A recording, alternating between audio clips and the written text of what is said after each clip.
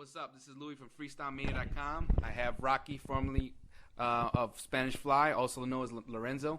What's up, man? How you been? Hey, what's going on, brother? How you doing? I've been pretty good, man. I'm glad we finally hooked up and stuff like that, man. But I hear you're out and about. You're doing the MySpace thing. So what's been going on the last few years? Oh man, it's been pretty good. Things been kind of interesting. You know what I'm saying? Just still getting at it in the music. Just doing my thing in the music. I have my ups and downs in my life, but I'm coming back strong with some new stuff. So I just want I want to let all my people know that, especially in the freestyle world, a lot of people didn't get a chance to hear my full talent and stuff. So I want people to know that Rocky's coming back. Wow, that's good to hear, man. So pretty much let's kind of take us back a little bit. A lot of everyone here in the freestyle world knows of Spanish Fly, obviously, with all their hits, but a lot of people don't know where Spanish Fly came from, how it started. Obviously, you were very integral and part of that, and kind of take us back to when it all started. Let's start when Rocky was a kid growing up in the city. How did you get into singing? Who were your influences? Okay, cool. Well, really, what it was is I had a lot of musical influences in my background. Growing up, freestyle was a very big part that played in my background growing up. Like you were saying, I grew up in the city, not as big as Miami or New York and stuff, but we come from San Jose, California, which is to me is an emulation of New York City anyway. But on that note, we got a lot of freestyle music that came out from there pretty quick. So we were talking about growing up in the music. My pops was a Latin percussionist and vocalist for a Latino group, a band in the 70s and early 80s and stuff. And that time I was a teenager, but I can remember one point my dad. I think it was 6 years old. My pops, called me into his gigging room because he always used to gig every night in his garage and stuff. And I just, I never hardly ever got to see my dad, but when I did, he was, pretty much doing his music thing. So one night, he was in there and I had never even stepped on a mic or nothing. And my pops just, put me on the mic and he was like, mijo, come here. And I was like, what's up? And he's like, just get up on the mic. I want you to sing something. And I didn't even know, what to sing. And he just sing about anything. And he was like, and I was like, what? Right. And I remember so vividly because I remember he said, just sing about the birds and the bees. There you go. So it was funny, though, but I started singing just, off the top of my dome. And that's how I got to understand the whole rhythm and element of freestyle just right there and then. All right. So when you grow, when you were getting all these influences from your father and getting into singing, was it more like you're doing your teenage years that you said you started listening to what was really playing in the clubs, like freestyle music and whatnot? Most definitely. I remember listening to people like Lisa and the Cold Jam, people like Sweet Sensation and people right. that I mean, the music was just so fresh and young that dance, that Latin dance beat was just it was so raw. It's just so urban. You know what I mean? Yeah, no, I hear you. And so, I remember what happened was, aside from, I can go in depth and deep about, the artists that I pretty much grew up with, but we're talking like people like African Bambaataa, people right. like, Soul Sonic Force, all the people that the beats, that East Coast urban feel, that beat, it was just like in my blood. It's just something about it. Cause, I kind of grew up in the ghetto, I grew up in the hood, you know what I'm saying? So I knew right off the bat what my soul was just drawn to, and so that's kind of where that went. But then when I came to the club situation during my teenage years, I was out there, I was doing my thing, and I was kind of like young and dumb and kind of lost a little bit, but I still had my talent and my gifts. And one night I went to a club, and out here we have a club called Studio 47, and that's where they played all the young Latin hot freestyle mix, all the beats right, and everything. Right. And I remember going to a night where Days of Upstairs Records. They played there, and I saw them, and I wasn't too impressed. And You want me to go on? No, you keep on going, man. Keep on going. Yeah. So I wasn't impressed, and so I remember just listening to them. I mean, I loved the song because I heard it on the radio and everything, but I wasn't impressed. I was like, man, I liked their song, but their performance was just, to me, was not cool. It's just not, up to par. So I was like, that kind of just gave me this boost. I knew what I could bring to the whole music thing. You know what I'm saying? And so. So one day I pursued who was on that label, because that label sounded that sound kind of sounded a little bit Western. It was freestyle, but it wasn't like, it had more of a commercial edge to it. You know what I'm saying? So to me, I was like, that just sounds local. It sounds kind of local. So I just pursued it, and I found out that record label was in my hometown, and it was Upstairs Records, and so I went to talk to CEO of the company, which his name was John Lopez at the time, and then I showed him, I showcased my talent right there on the spot, and showed him, look, I can sing, I can bust, and I actually did some freestyle for him on the spot, and they liked it, and then I came back the next week and showed him some music that I had put out, and he liked it, and then next thing, one thing led to another. We went into the studio, and we did Precious. Wow, man, that sounds like just like a ride and a half, man. So pretty much, that you got your chance with Upstairs Records, and you did your thing with them. But how did Spanish Fly occur? Was that something you already brought to the table, or that was something that the label kind of created for you? Okay, actually, that's a good question you asked me, and I'm really glad you asked, because I kind of want to. This is where my life and this whole story gets interesting. It's pretty dynamic from this point, because to be honest with you, and I'm going to let everybody know out there the real deal, because during the time in that era, in that generation, freestyle was underground music. It was pretty, independent market, and a lot of the record labels were doing shady things with their artists, man, and that's kind of what happened to me. Pretty much what happened to me is that I was supposed to bust out as a solo artist. I was supposed to bust out as Lorenzo with Precious. That was the original thing. Okay. And what ended up happening was, I was only 20 years old. Come on, you know what I'm saying? I mean, mind you. So, so what ended up happening from that point was that, my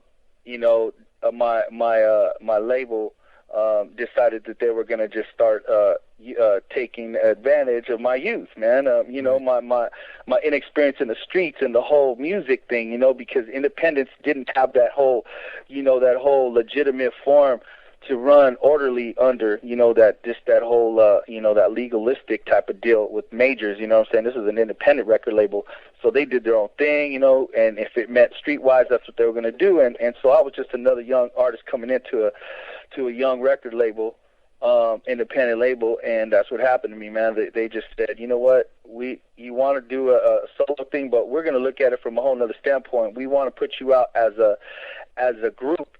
Because, see, for one thing, if you ever listen to Fresh, when you play Precious, the background vocals are Galley's vocals. There's an artist, a freestyle artist at the time named Galley. Okay, he also produced too, but he later changed his name to Alexander. But he's the one that did the whoa whoa whoa and all that stuff. Right. He's the one that did. Yeah, he's the one that did the background vocals on that track. We had him come in and do it because we just wanted to bring in another flavor to up the song. You know what I'm saying? To bring it out.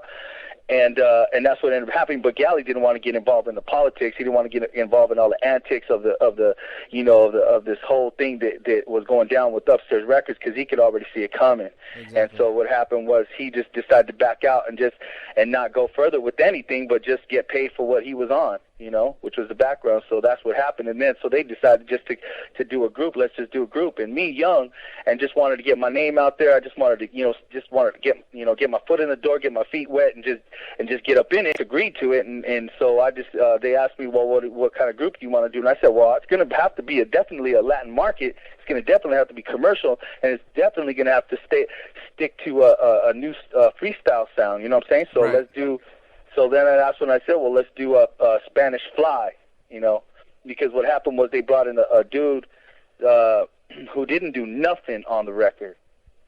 So you want me to keep going on this? Keep on going, man. Keep on going.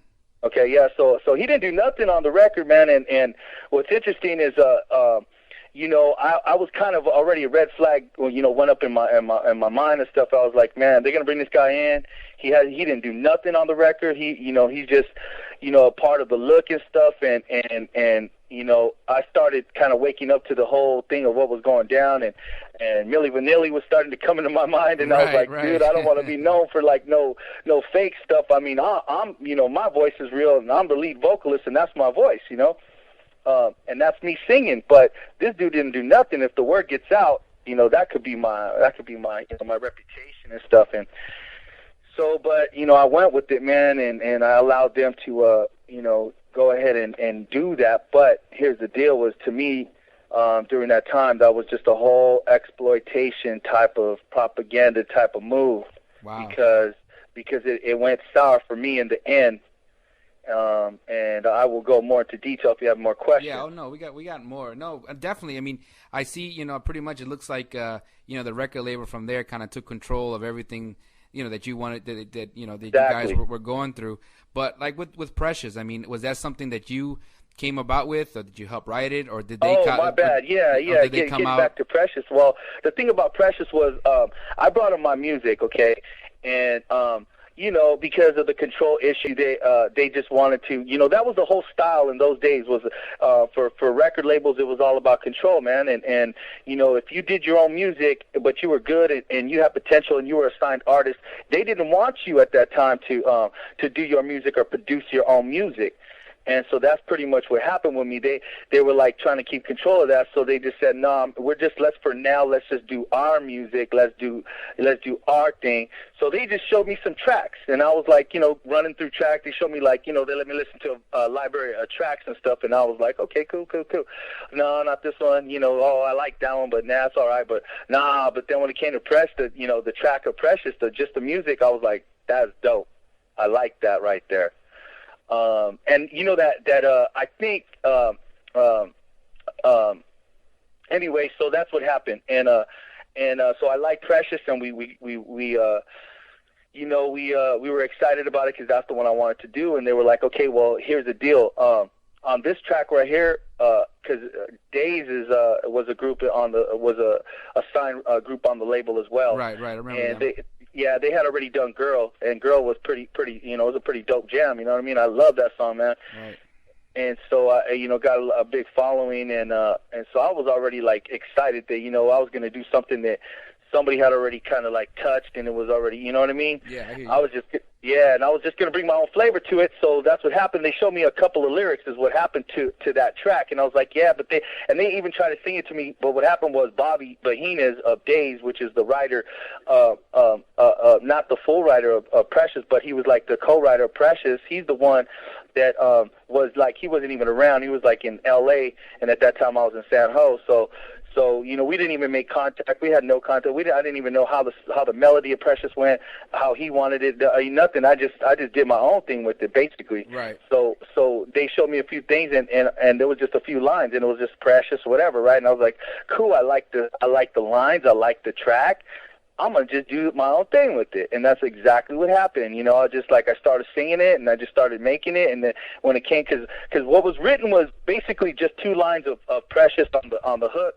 On the chorus, and then it was like I think the first half of the first verse was written, and then so I had to finish the first verse, and I had to write the whole second verse, and then pretty much complete the chorus and the hook, of the song. So that's how that came about, and I did it, and it came out dope, and everybody was happy. The label was pretty perspective about it. Everybody was really excited and positive. Right. And so we went and we recorded it, and that's how that came down. Wow. So pretty much, Precious drops. I'm sure all of the West Coast is going crazy over it, and you're doing shows, you're doing this, kind of share us some experiences with that. I mean, how was your first? You asked. I'm excited to tell you. So what happened was once the song was completed in the studio, the mix down was done, everybody was happy. I waited about 2 weeks. Very impatiently for the return, the boxes to come in from UPS, from the distribution and everything, and I was just like really excited, man. They finally came in.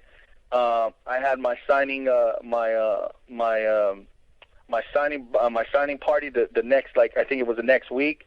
But when they came in, man, it was crazy because I remember I was at work and I was sitting down and I got a call and they came in and I rushed down to Upstairs Records and it came in boxes and I seen it, how it looked, the graphics were cool, everything was tight, and I was like, dang. And it even had addresses of all the distribution where it was going. It was going to New York, Miami, it was going everywhere. So I was pretty excited at that point.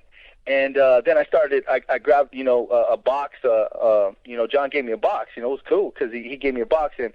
And that box I just distributed to my family. I gave it to my family, my friends, people that, and everybody was going crazy, man. It was so crazy, but it really didn't hit me until I was at work one day. It was about 6 o'clock in the evening. I was coming home from work. It was already getting dark, and I remember I was riding my jalopy because I had like this old school ride. I don't remember what it was. It was like an old, Oldsmobile Cutlass or something. It was just a crazy you did it car. Old school then. Yeah, it's cool. And then I was driving, and our radio station is Hot 97.7 at that time. Was pretty much the local station that everybody listened to for the pop, R&B, and freestyle tip.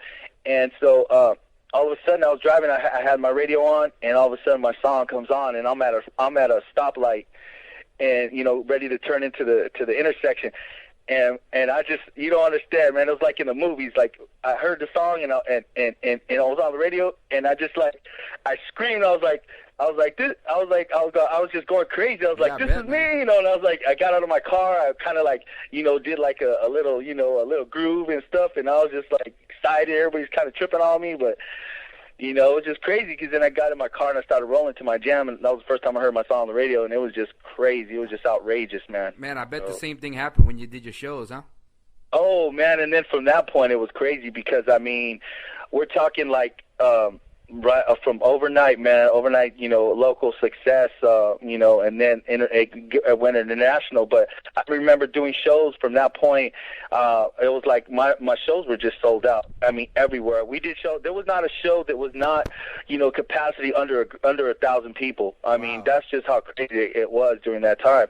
And that's minimal because the deal is that we packed out the stadiums here. We packed out, pretty much the car shows here, and we did shows with big artists, with Coro, I did shows with Debbie Deb and people like just back in the days, man, that were doing things. Timmy T. It was just crazy, man. The people that I knew, the people that I met, The shows were just outrageous, man. Let me tell you, the shows were crazy. So you pretty much you have freestyle friends all over. I'm assuming throughout your shows you've done. So you've kind of become. Are you still friends with some of them? You still talk to them? Oh, most definitely. No.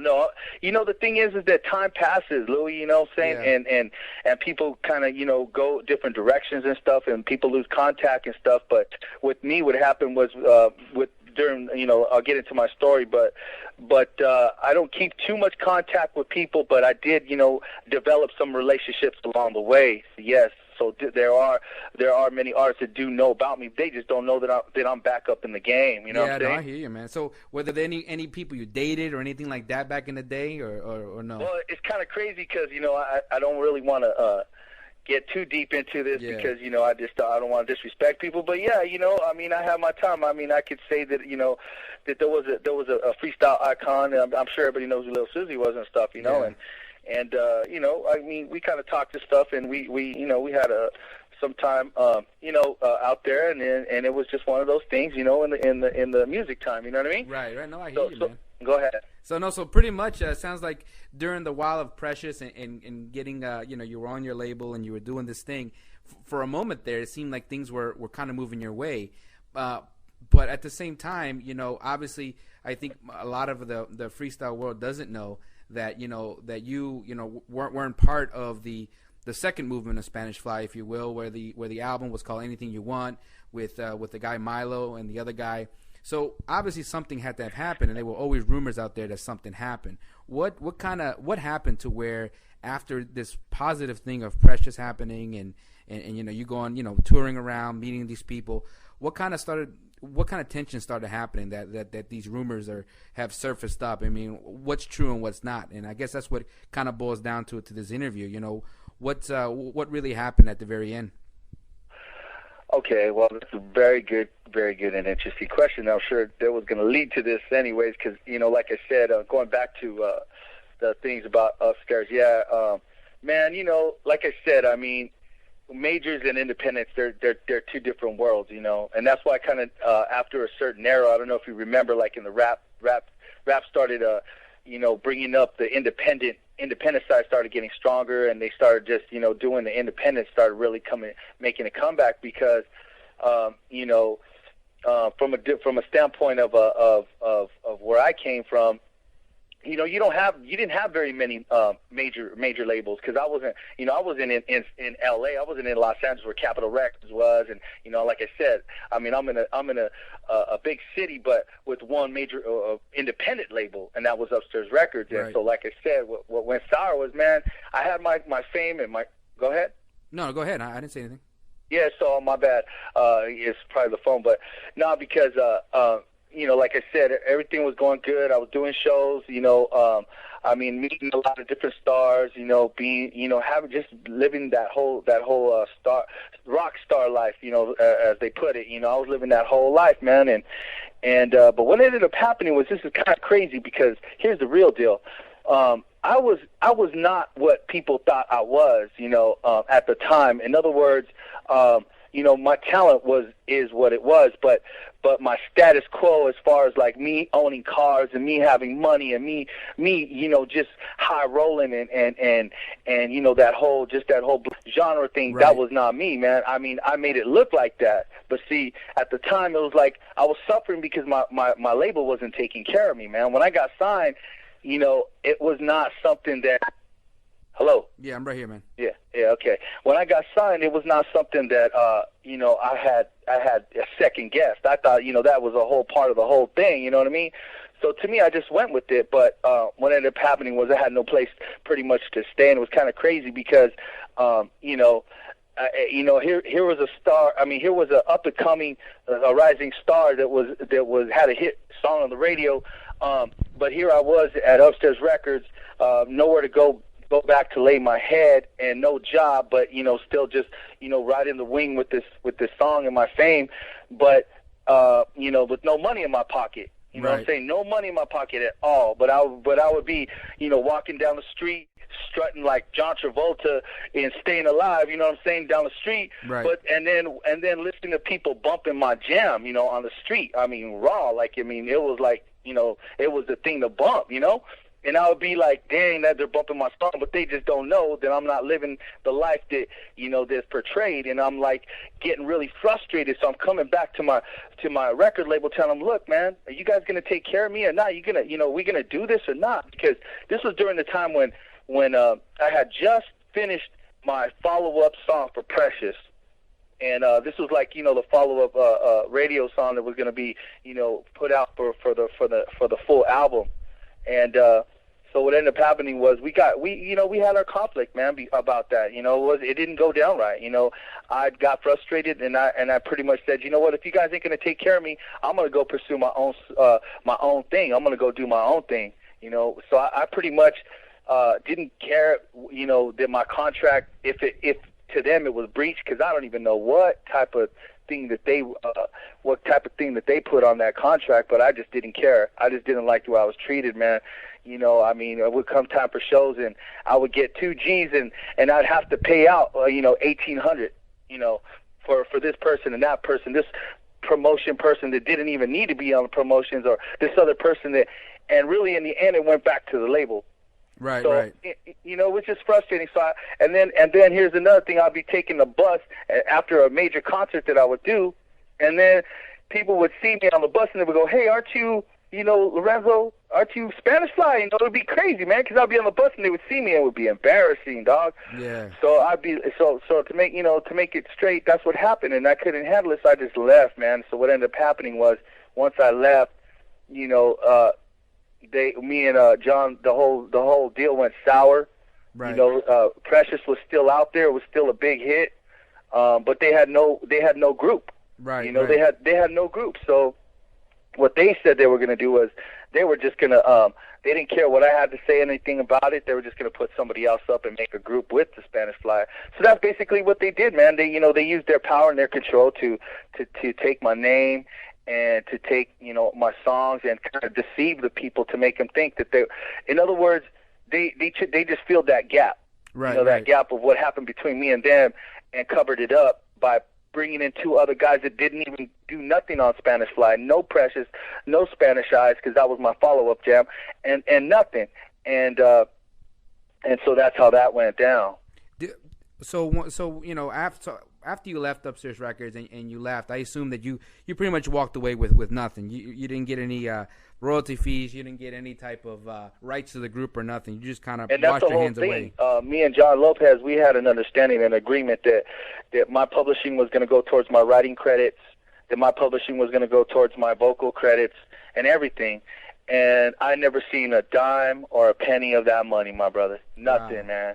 Yeah, so and from what I was told from the last time I talked to people that love me and people that are out there still listening to Precious and that even do research on me and stuff like that they say that this boy made over $2 million off Precious. So I mean, come on, and we're talking net, Right. So I mean, I believe after all this time, I should be this situation should just be made right, compensate me for my singing on the song. Right, definitely. Well, what about the so obviously you left and these two new guys came in, John Milo Pro and Octavian, I think is his name, Silva. Octaviano Silva. Silva, right. These guys came in and they obviously they did that album in '95 and all that kind of stuff. What do you think of that album? I mean, I know they carried your name. I mean, what do you, being on the outside, I mean, I know it's hard to ask, but, kind of looking at it, I mean, what do you think of that album? Man, if you only knew the frustration and the heartache that I went through, my brother, going, through that whole time, man, it was just crazy because after that, my life kind of went pretty much, I don't want to say bad, but it kind of did, man. Now I came back, I've been resurrected, but during that time, my life was really dark, man. Going and seeing people just destroy what I built, man, it was rough to deal with. I would be gone, but I would hear other music from Spanish Fly on the radio, and it just kind of just got, to my every gut, man. Especially when they didn't even sound like me. A lot of people would hear. I mean, I'll be real with you. I'm not trying to put the brothers down and stuff. I mean, granted they have what they have. They got their things, but to me, it minimized. It minimized what I was doing. To be real with you, it just kind of they don't sound nothing like me. I mean, to be honest with you, and I'm not, like I said, I'm not into knocking people, but their voices kind of sounded like they were chipmunks. You know what I'm saying? Yeah. And it kind of just made me look bad. More than anything. And that's just the way that they wanted to play it. But that wasn't the direction that I was going. I was going more. They tried to do the whole. Actually, what they did was they took my vision, which was the vision of taking it to a major. And doing commercial work with it, and with the freestyle, kind of like what Lisa did, and kind of just like what other freestyle artists did at the time, George Lamont and people like that, that took their freestyle and did something, commercial with it. Right. So that's what happened, man. Like I said, I mean, they didn't sound nothing like me. They came out with that Treasure of My Heart song, which, that was a play off of Precious, you know what I'm saying? And it kind of really upsetted me, to be honest with you, because I had already did Spanish Fly, which was supposed to be the play off Precious, but they wanted to silence me altogether, so that's why they came out with Treasure of My Heart, which was like a slap in my face, because, that wasn't me, and it didn't sound like me, and people... It was a good song. Don't get me wrong, but it just wasn't me. Right. Wasn't Daddy's Home a play off of one of your songs as well, or no? Yeah, as a matter of fact, Daddy's Home is on there too. That's another play off my song that kind of got me upset too. Because see, I was gonna do an oldie song like that too, but I was gonna do it a little bit different. Don't get me wrong, but I was not impressed with the way that they were doing it. And then here goes another thing. Let me tell you, man. During that whole time, I tried to patch things up with John Lopez. So what I ended up doing was writing 2 more songs for their album. Okay, wow. Because me and John, we had talked one time, and we were talking about sending me back out there as a solo artist. See, now here's the details that I was, that people don't know about these type of details. But I was supposed to go up out again, but I was supposed to go up out as a freestyle artist to patch things up. I mean, as a solo artist, right. Like with the way it originally was supposed to be. But that never happened. So I got ripped off right there too, man, because I gave him two songs. I will say that John did pay for it, but he didn't pay top dollar. He didn't pay what he was supposed to pay for those songs, man. He bought Light a Candle from me and Believe in Me. Uh-huh. And those songs, the way they did them, man, they really disappointed me, because those are hit songs if they would have did them right, but they didn't do them right. Right. So, that's what happened right there. Well, so how do you think now that now that all these years have passed, it's 15 years later or whatever the case may be, how do you think Precious now sits with the freestyle world? Because there's many people out there that don't know that there is a difference between Precious and obviously Treasure My Heart. And if you can tell the difference. However, there's a lot of people that don't know that. But when you think of Precious, what do you think the freestyle world thinks of Precious? Do you think it's one of those, those groundbreaking songs, or you think it's something that it's not? I mean, what do you get the vibe from the people that you come across with? Well, thank you first of all, Louis. I want to tell the people out there, thank you for this interview. I really appreciate, and I really, my gratitude goes towards you for even setting up this interview, no problem, which setting the record straight. And to answer your question, which going towards that is, Precious, my personal feeling about Precious is that, Precious never really got the chance that it deserved. It never really did. And the reason why I say that is because, first of all, I will say this. I love Precious to death. Don't get me wrong. Precious is a beautiful song, and to me, it is one of those groundbreaking freestyle jams. Right. But to really, tell the whole story, I was supposed to put some ad libs on Precious that never got to be not to get done. That never got done on those to really tell you how it went down. But as far as Precious, I believe that song right there is a song that the whole freestyle world deserved to really hear, and never really got the chance to hear, and never really got that chance to get in there because of the blacklist that John Lopez put on it. But what I'm saying is that song is it has that commercial edge when you listen to it. It just has something different to it.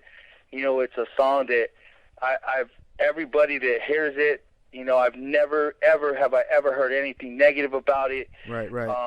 I just feel like, to be honest with you, and like I said, not to make myself in any way sound arrogant, but I believe in my heart of hearts that I was supposed to be a part of that whole freestyle legacy, man, and I never got that chance. I never really got that chance. And to give you an example of what I mean is, I would go to parties, man, during that time, and people would ask me to sing, and I would sing off the top of my head a freestyle song.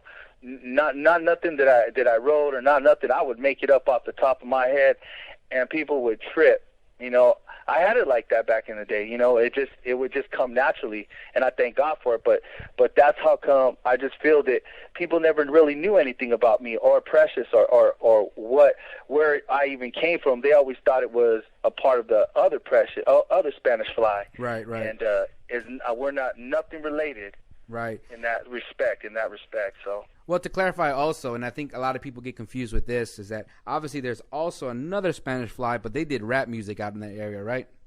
Yeah, that's interesting. You mentioned that too, because what was funny was when I was coming out with Spanish Fly in that time in the beginning.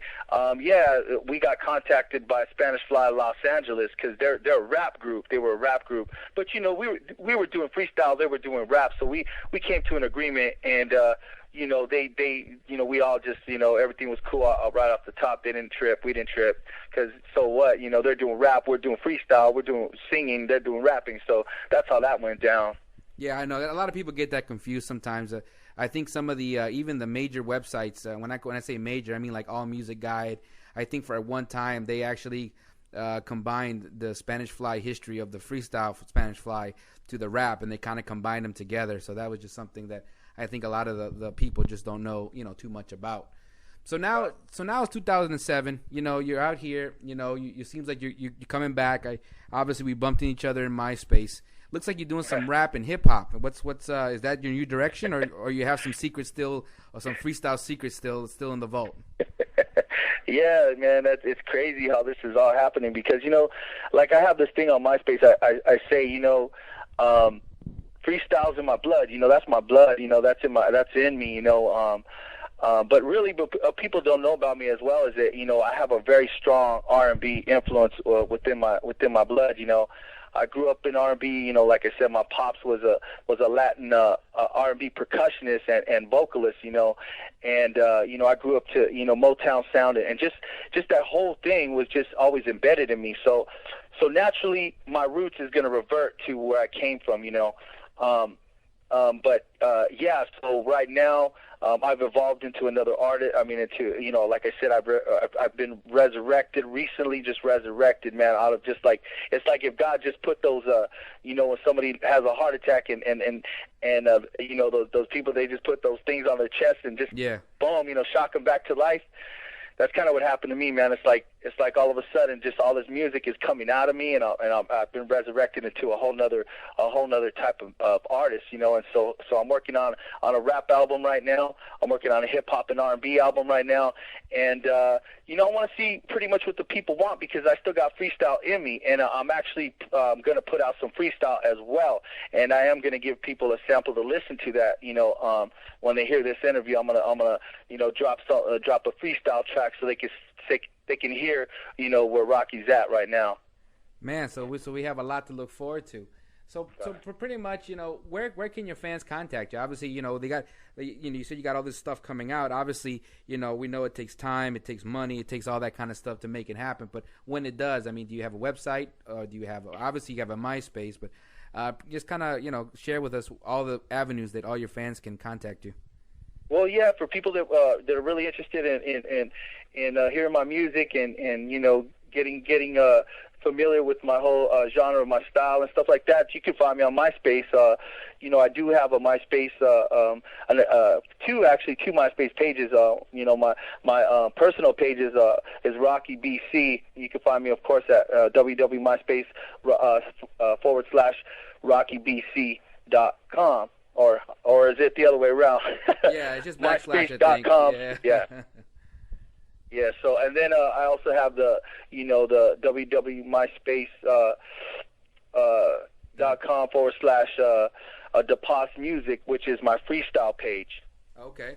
So, do you have anybody you working with? Are you working as a solo artist right now? Do you have any people that you're working on this R&B and hip hop albums that you're working on right now? You know, actually, I'm working with a few Christian artists. If you want to know, I'm working with some hip hop Christian artists right now. A1, he's a hip hop Christian artist. He's actually a guy who's on my page. You know, I got some feature spots on his album. But as far as working with anybody particular, as far as a label, no, I'm not working with a label right now. I'm pretty much on my own. Right. I am. Pretty much when people hear my music, you know, I mean, I know that, you know, I'll get that interest of any type of label. At this point, I'm open, you know, for anything. So, but that's that. Yeah. So you know, I think the other day you and I talked, and you kind of shared with me, you know, some of your, like I said, we're gonna debut that on freestylemedia.com, the freestyle track you're working on. But what is that something you've been working on for years? Or is that something recently? Is that something from back in the day you're bringing out from the vault? You know, kind of let us know a little bit about it so that when we play it, people know where you're coming from that. Okay, cool. Actually, to be honest with you, I'm gonna just, you know, I'm just gonna be real and tell you straight out. That track that I'm gonna show you is a track that just came out of me through inspiration of getting this interview with you. I'm gonna be honest, man, because you know the truth is that I have a lot of music in my vault. I mean, we're talking, you know, over 500 songs in my vault. But here's the deal. Why am I going to show somebody my old stuff when they need to hear what's really fresh in my soul right now? Right. And so that's kind of what happened. It just happened, you know, after realizing and talking with you that you wanted to do this interview. You know, I said, you know what, to myself, I said, well, if I'm going to bust out with some freestyle. Let's see what's really in me. Let's see what the people are really gonna feel from the man that I am today. And so that's kind of where that came about. So yeah, I kind of just made up a track on the spot, and so it's pretty dope, man. It's hot. Yeah, no, definitely, most definitely. So pretty much, just real quick, okay. So what can we? I mean, I know you talked about your music, so I guess your outlook in the next 5 years would be to just kind of get back into the game, get back into putting out some music that's positive and that's what you like. Is R&B and hip hop your main focus now? I mean, is that your real main focus? Well, like I said, if you go to my page, if you go to my page, www.myspace.com/RockyBC, then you will find there's a song in there called Mamacita. That's kind of like the direction I'd like to really, go into, especially because it's commercial. It's real commercial. But it also has that, if you really, really feel it, it has that urban, that Latino culture within it, that sends that freestyle message. So I'm trying to do what I do best, but I can tell you that that freestyle influence is in me. So even if I'm doing R&B, you're gonna hear it. You're gonna hear that freestyle in me. But I would like to do both, man, if I could. Yeah. But it's mainly what my fans want. If my fans want freestyle, I'm gonna go freestyle. If my fans want my R&B, which I believe they're gonna want more of my hip hop and rap, then I'm gonna go that direction. Right. Well, I tell you what, for all the fans and the people that are gonna be listening to this interview, I'm sure they won't mind, and I know I'm putting you on the spot right now, but they won't mind hearing a little verse from Precious, you know what I'm saying? So I don't know if you want to kick one for us or what. All right, sure, no problem. All right, let me kind of clear my throat a little bit. All right, clear the pipes. All right, y'all ready? All right. Ready. You are daddy's little girl that I can understand. Hey, cut out. Let me do it again. Go ahead. You are daddy's little girl that I can understand. When you came into my world that I didn't even plan. You made all the nights feel good. You know I can't complain. You know I thought you would give me to explain. You left me cold-hearted. Couldn't you see? You never finished what you started, and now giving me the treasure of my heart, precious. I loved you from the start, precious. There you go, man. Kicking it freestyle. Hey, man, because I kept cutting in and out. That's why I don't know if somebody was calling on your line or my line, but I don't know, man. Nah, it was straight with me. Nah, man, I think all the fans would appreciate that. So, guys, there you go. You hear it right there, straight up freestyle, old school, bringing it back. Well, Rocky, all I want to say is that we want to thank you for taking this time out, sharing your story. I think the fans will definitely appreciate you coming out real to them and kind of letting them know, where you came from, where you were at, and where you're going now. I think the positive thing that we all can say is that we're glad you're back and trying to do your thing, and definitely if you can be part of the freestyle movement as it relates to keeping yourself out there, I think that's the key to keeping freestyle going, whether or not you go into R&B and rap or whatever. Even if you do gospel singing, who knows what you really want to do. But at the very end, I think that's what keeps freestyle going. It's songs like Precious and songs like all the artists have done. I mean, you look at it now. You have artists from back, from '84 still doing their music, and people might say, well, they want to get paid to do what it is. Hey, so be it. If that's what they want to do, get paid. But the point is that at the end of the day, they still bring the love, the music that everyone fell in love with years ago. And as long as you do that, I think you will always be in the heart of freestyle people. Thank you. Yeah. No problem, man. So on behalf of... can I just go ahead. I just elaborate on that? Yeah, go ahead. Well, you know what, I do want to say that, man, I will tell my people like this. I will tell the freestyle fam, first of all, that I love you, man. I love freestyle. I've loved freestyle since I was a little boy, man, 12 years old, man. I've loved freestyle. I mean, we're talking from Latin Rascals all the way, down to Joey Kidd, George Lamont, Coro. I mean, the list goes on. Lisa, Little Susie. I mean, I could just go on and on and on. But I love freestyle. The whole Miami, New York, New Jersey, the whole thing, man. I'm just that's where my heart is. And to my freestyle fam, I love you, and I will keep it real, and I will say this and leave it at that. That I ain't doing it for the money. I do it for the love of the game. Yeah, no doubt, no doubt. Well, on behalf of FreestyleMedia.com, I want to wish you the best. I'm sure you and I will keep in touch. I'm sure, we'll be definitely hearing big things from you this year, next year. So on behalf of everyone who will read this, we wish you good luck, all right?